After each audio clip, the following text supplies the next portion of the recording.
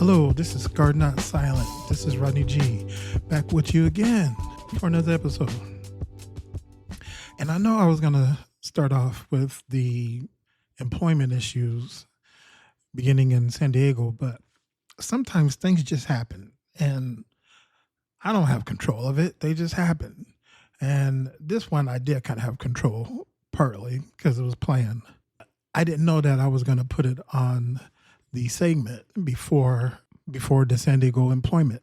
I had met with my kidney donor, and I'm not going to say his name, get into the stories that we had. The purpose really was so he could ask me some questions, so he could have better knowledge how to work with basically the kidney community and what to say and not to say and how to approach it, which is very important. What caught me was he thanked me for this podcast, and it helped him see the other side. For example, I'm not totally aware how it is to be a donor, as he doesn't know how it is to be the patient. But the show has allowed him to understand, at least from my perspective. And my perspective, I think, resonated with a lot of patients as we go through these different emotions, the different messages that we get from the medical professionals and how we digest that. So he was able to learn from my videos. And a lot of times I'm sitting here, I'm like, am I reaching out? I see the numbers and I can see the places that are listening to the video. But really, you still start to doubt yourself. And that's how so many people stop podcasting. Because all of a sudden they think they're like a Joe Rogan and they're going to have a $300 or $100 million contract.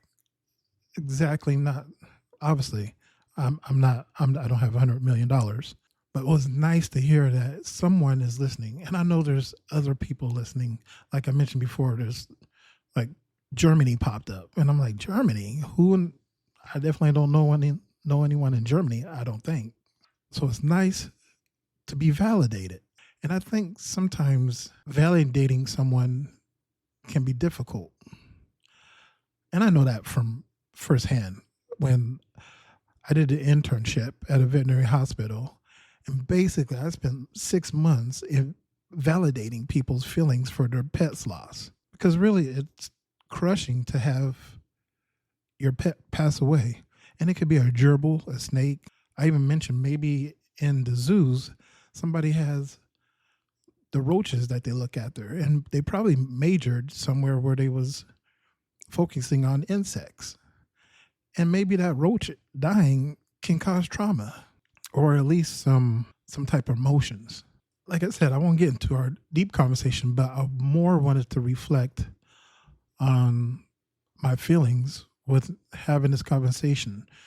We're Facebook friends, but we haven't really had a conversation since beginning stages when I had a transplant. We met via Zoom. So that was a moment that was special. And after further reflection, just thinking about, I'm able to talk to somebody who I share a piece of their body with, which is kind of weird in a way. This person is part of me, like physically, like they're keeping me alive. A major part of their organ is keeping me alive, at the least keeping me off dialysis. So that bond that is very much like I have my paternal parents, but in many ways, he's like, we celebrate what we call our kidney birthday or born again date. So getting even deeper in thought, in many ways, he was like a part of my second creation, keeping me alive. It's kind of weird, but if you think about it in a deeper sense, it's sort of like that. And to have that conversation is amazing. A lot of people don't have that conversation because they get cadaver kidneys. And cadaver kidneys doesn't last as long scientifically as living donor kidneys. So I was really blessed to have that as well. Not my regular programming, a little shorter episode. I just want to bring that to attention. I still have contact with my donor. And he's right now is planning to work with an organization, Kidneys for Community. And they're going to help spread the word out and help people within their communities to get kidneys from people within their community, which is an awesome concept.